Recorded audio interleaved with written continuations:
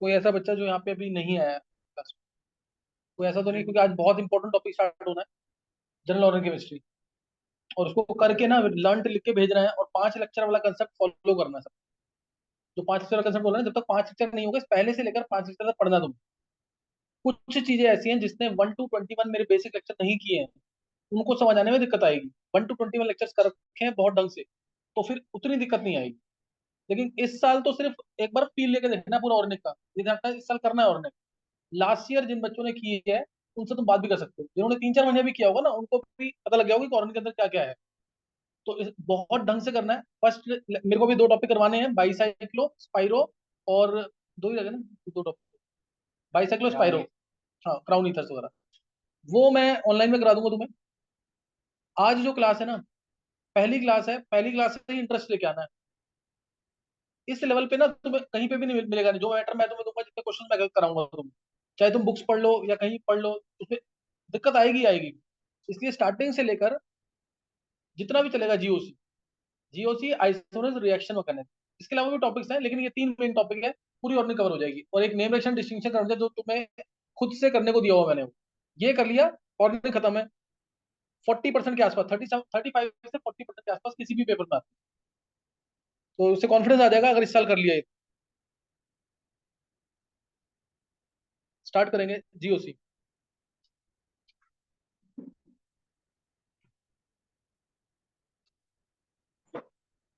देखो, GOC general organic chemistry, general organic chemistry. इसके अंदर हमें मेनली क्या पढ़ना है? एफेक्ट्स पढ़ने हैं। क्या पढ़ना है? एफेक्ट्स पढ़ने हैं। एक है इंडक्टिव इलेक्ट्रॉनिक इफेक्ट्स होते हैं ना, इलेक्ट्रॉनिक इफेक्ट, वो करने हैं हमें। एक है इंडक्टिव इफेक्ट, एक इलेक्ट्रोमेरिक इफेक्ट, मेसोमेरिक इफेक्ट या रेजोनेंस इफेक्ट, और लास्ट है हाइपर कंजुगेशन इफेक्ट। ये 4 इफेक्ट्स हैं जो हमें डिटेल में खत्म करने हैं। है ना, 4 इफेक्ट्स हैं जो डिटेल में खत्म करने हैं। तो पहला इफेक्ट जो हम स्टडी करेंगे इसके अंदर, पहला इफेक्ट जिसमें बॉन्ड का क्लीवेज होगा पार्शियल, जिसमें बॉन्ड का क्लीवेज होगा पार्शियल, वो स्टडी करेंगे। और ये है इंडक्टिव इफेक्ट। ना इंडक्टिव इफेक्ट, और इंपॉर्टेंट है सबसे ज्यादा, वो है रेजोनेंस इफेक्ट, इंडक्टिव इफेक्ट। ना इंडक्टिव इफेक्ट, ट्रांसमिशन इफेक्ट भी कहते हैं, क्योंकि चार्ज ट्रांसमिट होगा। इंडक्टिव इफेक्ट, इसमें चार्ज क्या होगा? ट्रांसमिट होगा। तो इसमें नोट करना है, इंडक्टिव इफेक्ट के अंदर, इंडक्टिव में होता क्या है? इसमें suppose carbon carbon single bonded chain है, कार्बन कार्बन बॉन्ड चल रहे हैं, सिंगल बॉन्डेड चेन, लास्ट में एक डिफरेंट ग्रुप लगा रखा है। लास्ट में क्या लगा रखा है? एक डिफरेंट ग्रुप लगा रखा है। और सपोज ये ग्रुप जो है ना, इलेक्ट्रॉन विड्रॉइंग है, इलेक्ट्रॉन विड्रॉइंग ग्रुप है, इलेक्ट्रॉन विड्रॉइंग ग्रुप और इलेक्ट्रॉन अट्रैक्टिंग ग्रुप, एक ही बात होगी कि नहीं? इलेक्ट्रॉन विड्रॉइंग और इलेक्ट्रॉन अट्रैक्टिंग, ये ग्रुप लगा रखा है। ये क्या करेगा? इस सी एक्स बॉन्ड के इलेक्ट्रॉन्स को पार्शियली अपनी तरफ विड्रॉ करेगा, इस सी एक्स बॉन्ड के इलेक्ट्रॉन्स को पार्शियली अपनी तरफ विड्रॉ करेगा। तो यहाँ पे जितना नेगेटिव चार्ज आया, इतना ही पॉजिटिव चार्ज यहाँ पे आ जाएगा। ऐसे ही इधर जो ये इफेक्ट है, प्लस डेल्टा वन मान लो, डेल्टा टू मान लो, या प्लस डेल्टा डेल्टा मान लो, ये कम हो जाएगा। यहाँ पे प्लस जो है और कम हो जाएगा। 3 कार्बन एटम के बाद हम मानते हैं ये इफेक्ट हो गया नेग्लिजिबल, क्योंकि जो एक्स है, वो जो पास वाला ग्रुप है, इसके इलेक्ट्रॉन तो खींच लेगा कुछ, क्या इसके खींच पाएगा उतना? दूर हो गया तो। डिस्टेंस डिपेंडेंट इफेक्ट है, डिस्टेंस डिपेंडेंट इफेक्ट है ये। और जो है इधर, इसके इलेक्ट्रॉन और कम खींचेगा, जितना दूर हो जाएगा उतनी पावर क्या हो जाएगी? इसकी कम हो जाएगी। उतनी पावर क्या हो जाएगी? कम हो जाएगी। बात समझ आएगी कि नहीं है? तो इसलिए एक्स जो है एक इलेक्ट्रॉन विड्रॉइंग ग्रुप है, एक्स यहाँ पे एक इलेक्ट्रॉन विड्रॉइंग ग्रुप है। वो इस सी एक्स बॉन्ड के जो बिल्कुल क्लोज में है, इसके इलेक्ट्रॉन अपनी तरफ खींचेगा, विड्रॉ करेगा, तो इस पे पार्शियली नेगेटिव चार्ज आएगा, साथ वाले कार्बन पे पार्शियली पॉजिटिव आएगा, उसके साथ वाले कार्बन पे पॉजिटिव कम होता जाएगा, यहाँ और कम हो गया। इसके बाद हम मानते हैं नेग्लिजिबल है, होगा, लेकिन कोई खास इफेक्ट नहीं आ पाएगा उसका। तो यहाँ पे जितना पॉजिटिव चार्ज है उतना नेगेटिव चार्ज है, ये तीनों पॉजिटिव मिलकर इस डेल्टा नेगेटिव के इक्वल है। ये क्लियर है कि नहीं है? तीनों पॉजिटिव मिलकर, क्योंकि पॉजिटिव चार्ज नेगेटिव चार्ज क्या होता है? बराबर होता है। पॉजिटिव चार्ज नेगेटिव चार्ज क्या होगा? बराबर होगा। और ये इसके अंदर ध्यान रखना कि जो इलेक्ट्रॉन्स विड्रॉ कर रहा है कोई भी, जैसे एच एच है, तो तुम इसमें क्या बोलोगे? मान लो एच एच है, इसमें क्या बोलोगे? एक बॉन्ड जो है कितने इलेक्ट्रॉन से मिलके बनता है? सबको पता है ये। एक बॉन्ड कितने इलेक्ट्रॉन से मिलके बनता है? एक बॉन्ड 2 इलेक्ट्रॉन से मिलके बनता है। अब इस केस में ऐसा माना जाता है कि वो दोनों इलेक्ट्रॉन्स कहाँ पे हैं? वो दोनों इलेक्ट्रॉन्स कहाँ पे हैं? बिल्कुल बीच में। वो इलेक्ट्रॉन्स कहाँ है? बिल्कुल बीच में, क्योंकि दोनों सेम एटम है ना। और बाकी जैसे एच एक्स है, एच एफ ले लिया। अब इस केस में क्या होगा? एफ जो है इसकी पावर थोड़ी ज्यादा है इलेक्ट्रॉन्स को अपने पास रखने की। अगर बात करें जिसने पढ़ा हुआ है 1 to 20 लेक्चर, उसको पता होगा एफ जो है मोस्ट इलेक्ट्रोनेगेटिव एटम है पूरे पीरियोड टेबल के अंदर। इसलिए एफ जो है ये इलेक्ट्रॉन्स अपनी तरफ रखेगा, इस पे पार्शियली पॉजिटिव, इस पे पार्शियली नेगेटिव, ऐसा हो जाएगा। इस पे पार्शियली पॉजिटिव, इस पे पार्शियली नेगेटिव।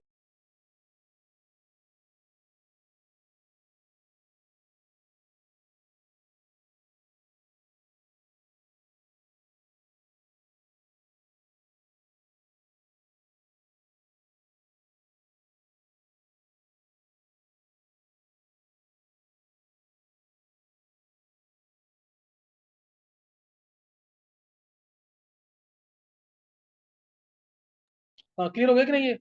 अगर दोनों लाइक एटम्स हैं, दोनों अगर लाइक एटम्स हैं तो इलेक्ट्रॉन बीच में रहेंगे, और अगर अनलाइक एटम्स हैं तो किसी एक एटम की तरफ ज्यादा शिफ्टेड होंगे। किसी एक एटम की तरफ क्या होंगे? ज्यादा शिफ्टेड होंगे। ये पता होना चाहिए। एक बार दोबारा सुन लेंगे, फिर मैं बता रहा हूँ तुम्हें इसके अंदर। सपोज यहाँ पे दिव्यांश तेरे लिए बोल रहा हूँ मैं सिर्फ, carbon carbon single bonded chain है सपोज, सही ना। कार्बन कार्बन क्या है? सिंगल बॉन्डेड चेन, दिख रहा होगा तुम्हें। लास्ट में मैंने एक लगा दिया डिफरेंट ग्रुप, जैसे यहाँ पे लगा दिया मैंने एफ। एफ की इलेक्ट्रोनेगेटिविटी बहुत ज्यादा होती है, इसलिए इस बॉन्ड के जो इलेक्ट्रॉन्स हैं ये अपनी तरफ खींचेगा। इस पे आएगा पार्शियली नेगेटिव चार्ज, इस पे आएगा पार्शियली पॉजिटिव चार्ज। इस वाले बॉन्ड के इलेक्ट्रॉन्स ये कम खींचेगा, इसका पार्शियल पॉजिटिव और कम हो जाएगा। इस बॉन्ड के इलेक्ट्रॉन्स और कम खींचेगा एफ, इसका पार्शियल पॉजिटिव और कम हो जाएगा। 3 एटम के बाद ये इफेक्ट हो जाता है ऑलमोस्ट नेगेटिव। 3 एटम के बाद ये इफेक्ट हो जाता है ऑलमोस्ट नेग्लिजिबल। ये जो एफ था ये क्या था? Electron withdrawing group. इसलिए विड्रॉ कर रहा है इलेक्ट्रॉन को, इलेक्ट्रॉन्स होते हैं नेगेटिव, इसलिए चार्ज आया है पार्शियली नेगेटिव। और electron attractive group, electron withdrawing group और इलेक्ट्रॉन अट्रैक्टिव। मैंने बोला अगर दोनों सेम एटम्स हैं, जैसे एच एच, एक बॉन्ड बनता है 2 इलेक्ट्रॉन से, दोनों इलेक्ट्रॉन कहाँ रहेंगे? बिल्कुल बीच में। एच एच है, एफ एफ है, ऐसा आइडियली मानते हैं लेकिन होता नहीं है। सी एल सी एल है, इनमें इलेक्ट्रॉन क्या होंगे? बीच में रहेंगे। लेकिन अगर एच एफ आ जाए, एच एफ आ जाए तो इलेक्ट्रॉन्स किसके पास जाएंगे? एफ के पास। एच एफ आ जाए तो इलेक्ट्रॉन जाएंगे एफ के पास, सही ना। एफ के पास इलेक्ट्रॉन चले जाएंगे। अब ध्यान देना, अगर इलेक्ट्रॉन्स मैक्सिमम केसेस में मान लो किसी बॉन्ड का इस बॉन्ड का फिजन हो रहा है, क्लीवेज हो रहा है, ध्यान देना इधर। इस बॉन्ड का क्लीवेज हुआ, इस बॉन्ड का क्लीवेज हुआ, होमोलिटिक फिजन।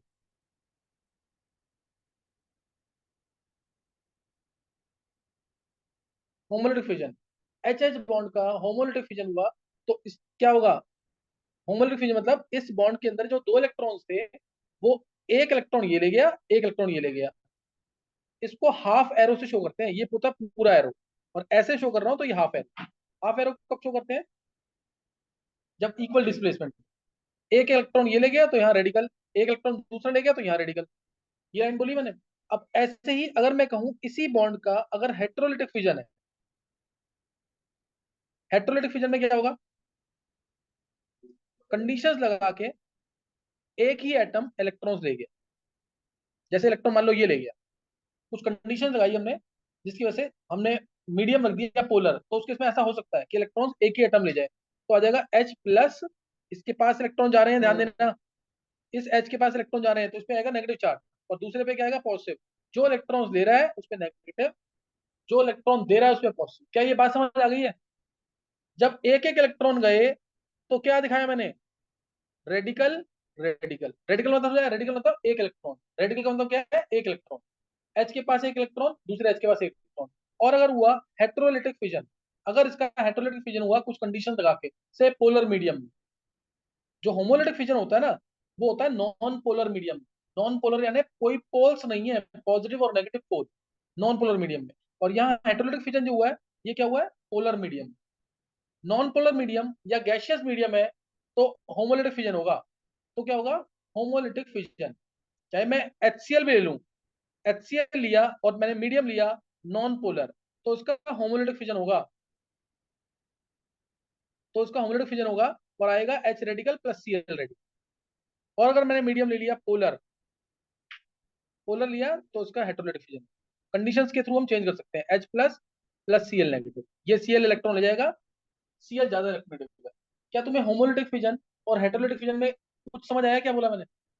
होमोलैटिक फिजन में bond cleavage, bond breakage, bond fission takes place in such a way that electrons of the bond are taken equally by both the atoms. क्या बात समझ आई है? बॉन्ड का क्लीवेज अगर ऐसे हो रहा है कि उस बॉन्ड के इलेक्ट्रॉन दोनों एटम एक एक ले जा रहे हैं, इक्वली ले जा रहे हैं, तो उसे क्या बोलेंगे? होमोलैटिक फिजन। और ये कौन से मीडियम में होगा ज्यादातर?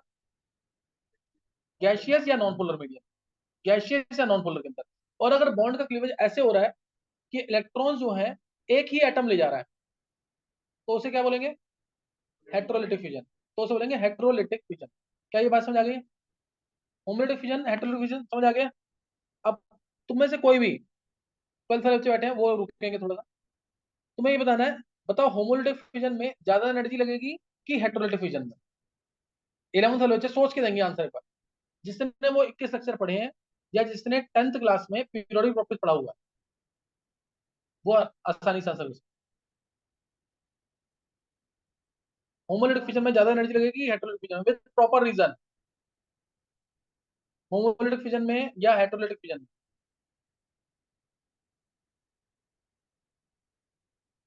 अब आया वो, तुम लोग वो 21 लेक्चर जरूर खत्म करो पहले।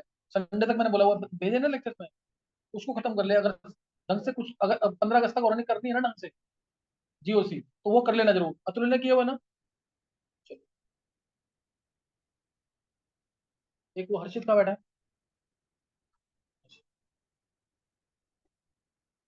ये तुम्हें याद करके जाना है यहाँ से आज, इस टॉपिक को। एक बार इंटरेस्ट आ गया ना ऑर्निंग में, जीओसी के अंदर, तो तुम फिर आगे खुद करते रहोगे। लेकिन अगर इंटरेस्ट नहीं आया फिर रह जाएगा सारा। ऑर्निंग स्टार्ट किया मैंने, मैं नहीं चाहता कि 11th वाले बच्चे कोई भी छोड़े। 15 अगस्त के बाद वो बच्चे करेंगे जो परफॉर्म कर पाएंगे। और यहाँ करने का मतलब है, तुमने आईयूपीएससी किया, भी आईयूपीएससी तुम स्कूल में करोगे, 3-4 घंटे पढ़ाएंगे, काम खत्म हो गया उसको। और आईयूपीएससी मैंने तुम्हें बहुत देर पढ़ाया, काफी देर पढ़ाया उसको। तो उसको रिवाइज करना है, उसमें क्या करना है? अब सिर्फ तुम्हें सफिक्स प्रीफिक्स, आज तो होमवर्क करना था, अब सफिक्स प्रीफिक्स रटा होना चाहिए, टेबल रटा होना चाहिए हमेशा। हाँ, बताना किसी को 11th वाले बच्चों में से, होमोलैटिक फिजन या हेटेरोलैटिक फिजन, इसमें ज्यादा एनर्जी लगेगी? दो एग्जांपल दिए मैंने, एक H2 का लिया, एक एग्जांपल मैंने H2 का लिया है, एक एग्जांपल HCl का लिया है। अगर होमोलैटिक फिजन होगा तो रेडिकल मिलेंगे, अगर हेटेरोलिटिक फिजन होगा तो हमेशा आयंस मिलेंगे। होमोलैटिक फिजन में क्या मिलेगा? रेडिकल्स। रेडिकल समझ गया क्या है? ऑड इलेक्ट्रॉन स्पीसीज, यानी एक इलेक्ट्रॉन रहेगा, ऑड इलेक्ट्रॉन और single electron species, they are called as radicals. Homolytic fission तो रेडिकल, हेटेरोलिटिक फिजन तो आयंस, तो आयंस मिलते हैं। होमोलिटिक फिजन होता है कब? गैसियस फेज में या नॉन पोलर मीडियम में। और हेटेरोलिटिक फिजन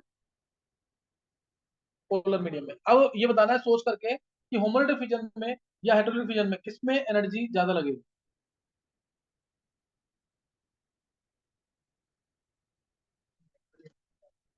क्यों?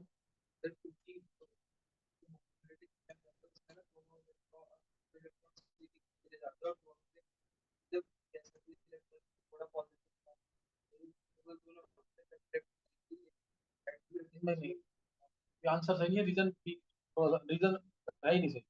और कोई? चलो बोल रहा है, बहुत अच्छी बात है, आदित्य ने बोला अभी। और कोई? Homolytic fission, heterolytic fission. चलो, 12th वाले या पास आउट कोई भी जो ट्राई कर सकता है, किया हुआ सबने। होमोलिटिक फिजन, हेटेरोलिटिक फिजन, किसमें एनर्जी ज्यादा लगेगी? इधर भी पूछता हूँ कि हिमांग गर्भ, गर्भ, हिमांग, गर्भ मंगला। होमोलिटिक। हाँ, हाँ, आंसर सही है दोनों का, गर्भ का भी और हिमांग का भी। रीजन कौन देगा? रीजन, रीजन इजी था बिल्कुल। सर हेटेरोलिटिक में आयंस बनते हैं तो वो अट्रैक्टेड होते हैं तो एनर्जी कम हो जाती है। हाँ, सही है। अब एनर्जी को थोड़ा सा एक्सप्लेन करके बताएं, सही है गर्भ का आंसर। अगर अगर मैं इसको एक्सप्लेन करूं, अगर इसको एक्सप्लेन करें, देखो H रेडिकल है, H रेडिकल से तुम्हें H प्लस भी तो बनाना पड़ेगा। मैं H रेडिकल से H प्लस कैसे बनेगा? जब एक इलेक्ट्रॉन लूज करे, यानी कौन सा कंसेप्ट? आयोनाइजेशन एनर्जी का। क्या समझ आया? और H रेडिकल है, इससे H माइनस बनाना है, तो कौन सा कंसेप्ट, एनर्जी गेन रिलीज करने वाला, H माइनस। यहां तक नहीं समझ आएगा अभी। H प्लस भी बन गया, H माइनस, पहले में आयनिक एनर्जी, दूसरे में इलेक्ट्रॉन एफिनिटी। अब इन दोनों को अलग भी तो करना है, जब दोनों को अलग करना है तो कौन सी एनर्जी, लैटिस एनर्जी। ये भी रिक्वायर्ड, ये भी रिक्वायर्ड, ये एक ही रिलीज है। तो इसलिए आयंस बनाना, आयंस बनाने के लिए ज्यादा एनर्जी देनी पड़ेगी, आयंस बनाने के लिए ज्यादा एनर्जी देनी पड़ेगी, रेडिकल बनाने के लिए कम। यानी होमोलिटिक फिजन में एनर्जी ज्यादा चाहिए होती है, हेटेरोलिटिक फिजन में कम। क्या समझ आ गया क्या? समझ आ गया कि नहीं है? होमोलिटिक फिजन से अगर हेटेरो में कन्वर्ट करना है तो एक तो आयनिक एनर्जी देनी पड़ रही है और एक लैटिस एनर्जी भी देनी पड़ रही है, दो एनर्जी देनी पड़ रही है ना, इसलिए एनर्जी रिक्वायर्ड ज्यादा होगी। समझ गया कि नहीं है? तो ये ध्यान रखना, हेटेरोलिटिक फिजन में एनर्जी ज्यादा चाहिए होती है, होमोलिटिक फिजन में कम। अब अगला क्वेश्चन बहुत इंपॉर्टेंट, अगर मैं बोलता हूँ बॉन्ड एनर्जी, अगर 11th वाले बच्चों को नहीं समझ आया अभी ये चीज, होमोलिटिक फिजन और हेटेरोलिटिक फिजन का मीनिंग क्लियर हो गया? ये मीनिंग क्लियर हो गया कि नहीं? अगर रेडिकल्स बन रहे हैं, एटम्स जो है इलेक्ट्रॉन्स इक्वली ले जा रहे हैं, तो क्या बोलेंगे, होमोलिटिक फिजन। और एटम्स अगर अनइक्वल डिस्ट्रीब्यूशन हो रहा है, एक एटम ही इलेक्ट्रॉन ले जा रहा है, then it is called as heterolytic fission. ये बात समझ आ गई कि नहीं? होमोलिटिक फिजन में एनर्जी कम लगती है, हेटेरो में एनर्जी ज्यादा लगती है, ये भी समझ आ गया कि नहीं? बस इतना कर लो, रीजन छोड़ दो बेशक, जितना समझ आ रहा है ना उतना कर लो, लेकिन उतना पक्का होना चाहिए। सारे के चक्कर में रहोगे फिर दिक्कत आएगी। क्या 11th वाले किसी बच्चे को समझ आया है जो मैंने बताया अभी? होमोलिटिक फिजन जो है कम एनर्जी लगती है हेटेरो से, क्या किसी को समझ आया है? कोई भी हैंड से करना है, इसको समझ आ गया?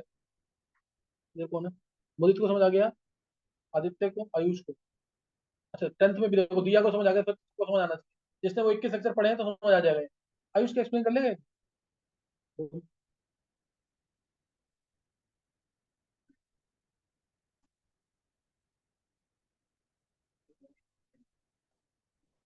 नहीं वो कम है, वो ज्यादा है, ये समझ आ गया। इसका रीजन चाहिए, रीजन क्या है?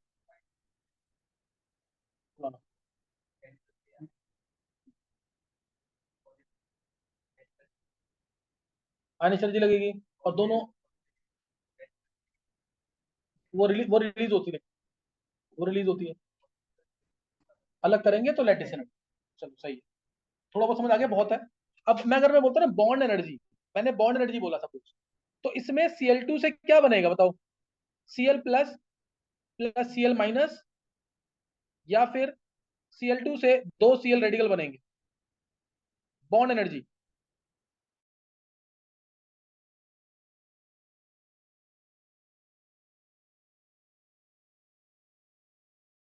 क्या बनेगा, Cl2 से Cl प्लस और Cl माइनस, की Cl2 से दो Cl रेडिकल। अगर मैं बोलता हूँ बॉन्ड एनर्जी, ये टर्म्स में आगे यूज करूंगा, इससे बता रहा हूँ तुम्हें। और होमोलिटिक फिजन, हेटेरोलिटिक फिजन तो बहुत यूज होगा।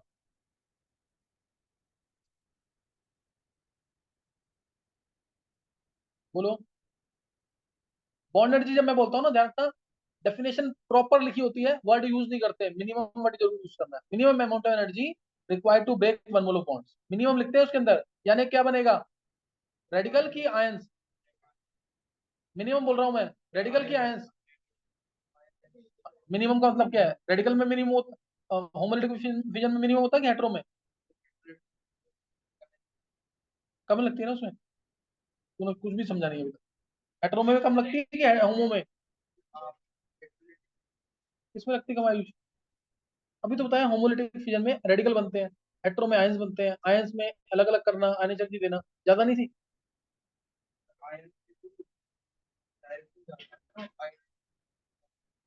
तो आयन एनर्जी लगा रहा है ना तू दे रहा है ना एनर्जी, तो डायरेक्ट कैसे बन गया? अरे तुम लोगों को समझ नहीं आया क्या, ये बात नहीं समझ नहीं आया क्या? सिर्फ तुम रट दो इस चीज को, कि होमोलिटिक, जिसको नहीं समझ आया ये, जो minimum energy required to break one mole of bonds, तो मिनिमम एनर्जी जब मैंने बोल दिया, तो ये हाँ, बॉन्ड एनर्जी के अंदर होमोलिटिक फिजन होगा कि हेटेरोलिटिक फिजन होगा? क्या होगा इसमें? मिनिमम एनर्जी है ना, तो इसमें कौन सा होगा फिजन, होमोलिटिक फिजन होगा।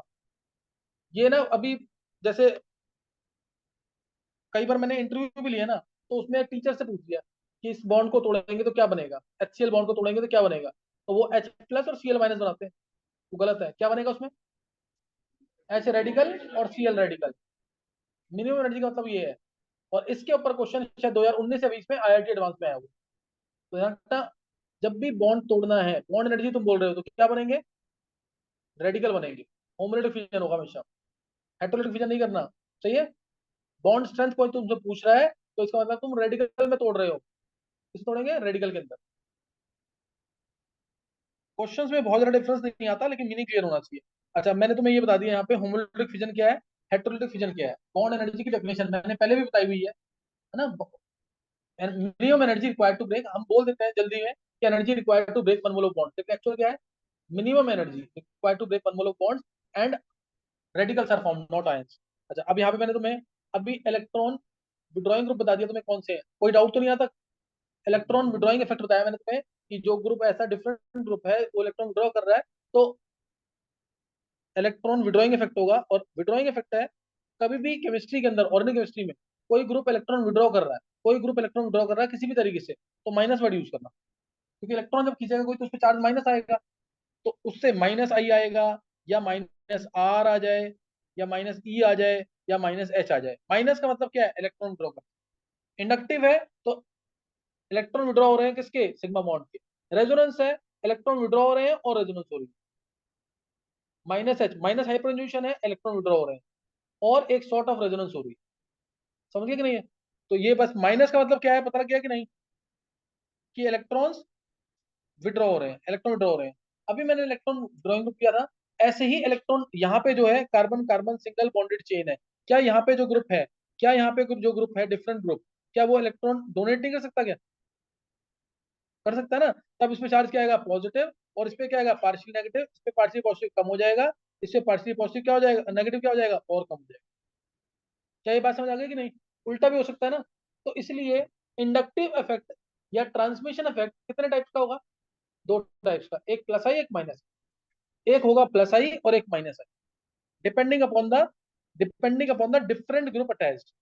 Depending upon the different group attached, this effect can be of two types, plus I और माइनस आई। तो प्लस आई इफेक्ट और माइनस आई इफेक्ट दो तरीके का है। Plus I effect, minus I effect. Plus I effect के अंदर, plus I effect के अंदर क्या होगा? इलेक्ट्रॉन पूरा लिखना तुम लोग, इलेक्ट्रॉन डोनेटिंग ग्रुप होगा। क्या होगा? Electron donating group. और इलेक्ट्रॉन रिलीजिंग ग्रुप होगा। और इलेक्ट्रॉन रिलीजिंग ग्रुप होगा। और इलेक्ट्रॉन रिपेलिंग। वर्ड भूलना नहीं बिल्कुल भी ये। लास्ट में क्या? Electron repelling. एक ही बात है ये, इलेक्ट्रॉन डोनेटिंग और इलेक्ट्रॉन रिलीजिंग और इलेक्ट्रॉन रिपेलिंग, इलेक्ट्रॉन डोनेटिंग और इलेक्ट्रॉन रिलीजिंग और इलेक्ट्रॉन रिपेलिंग। अभी ना बहुत छोटी छोटी चीजें बता रहा हूँ, करते जरूर है ना। बहुत इजी चल रहा है, धीरे धीरे जाकर आगे बहुत टफ हो जाएगा। लेकिन अगर तुमने 5 लेक्चर वाला कंसेप्ट मेरा फॉलो कर लिया, 7वां लेक्चर चल रहा है, पहले तो छोड़ दो, अगले 5 पढ़ो। सही ना? जिस दिन टाइम मिलता है, 15 लेक्चर हो गए हैं तो 15 के 15 पढ़ लो वीकेंड पे। स्टार मार्क करते रहो उसके अंदर कि ये पेज इंपॉर्टेंट है, कोई भी जो तुम्हें लग रहा है डाउट, ये काम करते रहना जरूर। और जितना दूसरों को आपस में पढ़ाओगे, उससे ज्यादा सीखोगे, उससे इंटरेस्ट ज्यादा आएगा। दूसरा जब क्वेश्चन पुट अप करेगा ना, उससे ज्यादा इंटरेस्ट आएगा। तो जितना हो सके आपस में जरूर शेयर करना है। इलेक्ट्रॉन डोनेटिंग और इलेक्ट्रॉन रिलीजिंग और इलेक्ट्रॉन रिपेलिंग, ये प्लस आई है। माइनस आई में इलेक्ट्रॉन अट्रैक्टिंग और इलेक्ट्रॉन विड्रॉइंग। इलेक्ट्रॉन अट्रैक्टिंग और इलेक्ट्रॉन विड्रॉइंग। इलेक्ट्रॉन अट्रैक्टिंग, यहाँ रिपेलिंग था तो यहाँ अट्रैक्टिंग आ गया। सही ना? यहाँ पे रिलीजिंग था या डोनेटिंग था तो यहाँ इलेक्ट्रॉन विड्रॉइंग आ गया। इलेक्ट्रॉन डोनेटिंग और इलेक्ट्रॉन रिलीजिंग और इलेक्ट्रॉन रिपेलिंग और इलेक्ट्रॉन अट्रैक्टिंग और इलेक्ट्रॉन विड्रॉइंग। अब इसके अंदर इलेक्ट्रॉन विड्रॉइंग इफेक्ट है ना, इलेक्ट्रॉन विड्रॉइंग वाला इफेक्ट। जैसे ध्यान रखना, ये जो इफेक्ट है, ये जो ऑर्डर है ना, तुम्हें याद रखना है। इसको याद रखना है तुम्हें, ये ध्यान रखना इस चीज का। रीजन कहीं बन जाएगा, कहीं नहीं बनेगा। जो इलेक्ट्रॉन मैं इफेक्ट बता रहा हूँ ना, इलेक्ट्रॉन विड्रॉइंग ग्रुप कौन कौन से हैं और उसका ऑर्डर क्या है। जैसे इसमें तुम्हें जो मेन ऑर्डर याद रखना है वो NO2, ध्यान रखेंगे। NO2 CN valency free, CN valency free, CHO valency free, COOH valency free. फिर उसके बाद F valency free, CL, Br, I। ये ऑर्डर ना हमेशा याद रहना चाहिए, मेन लेवल तक के लिए चल जाएगा काम इससे। पूरा ऑर्डर नहीं है ये, पार्शियल ऑर्डर है ये। अब मैं पूरा लिख रहा हूँ, ये तो तुम अलग से लिख लेना जरूर। मैं जब भी पूछूं तुमसे तो ये रटाओ, क्योंकि F C L B R I तो रटा ही होगा on the basis of electronegativity. F C L B R I तो रटा होगा ना on the basis of electronegativity. ये वाला याद करना है, NO2 CN CHO COH, NO2 CN CHO COH। इसके अलावा जो पूरा ऑर्डर है, अब मैं वो लिख रहा हूँ, अब मैं वो लिख रहा हूँ, ये जरूर रटा होना चाहिए, मैं दोबारा बोल रहा हूँ, ये जरूर रटा होना चाहिए, NO2 CN CHO COH। अब देखो सर, इससे पहले NF3+, वैलेंसी फ्री जरूर दिखाना है, NF3+, NR3+, NH3+,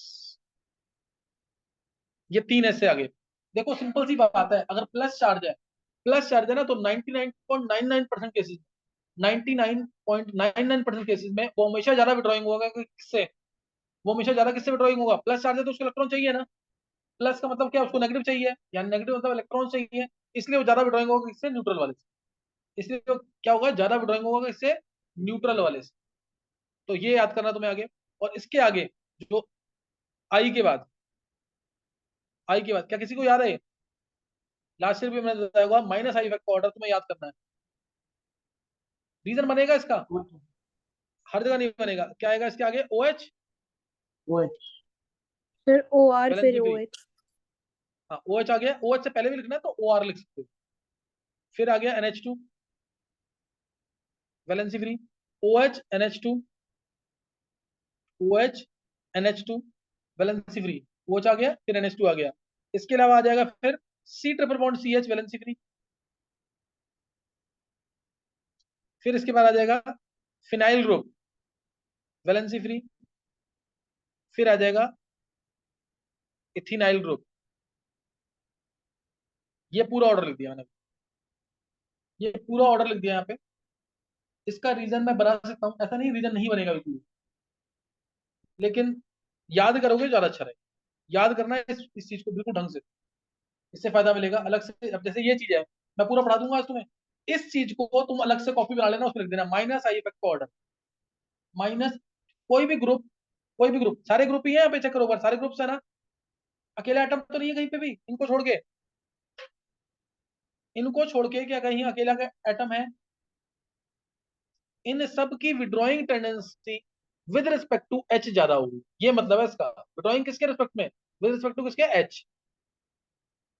these atoms और groups they have higher withdrawing tendency, इनका रेट होगा खींचने का, रेट जो होगा विड्रॉ करने का, वो ज्यादा होगा इन कंपैरिजन टू किससे, एच से। और डोनेटिव भी अब करेंगे, तो इन एटम्स का, जो भी मैं बोल बताऊंगा तुम्हें, या ग्रुप्स का डोनेट करने का जो पावर होगी वो किससे ज्यादा होगी, एच से ज्यादा होगी। विद रिस्पेक्ट टू एच बताते हैं ये, with respect to H, clear है कि नहीं है।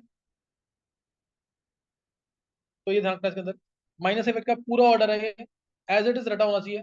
एक CF3 हो रहा था जो थोड़ा डाउटफुल में है, कई बुक्स में डिफरेंट दे रखा है वो।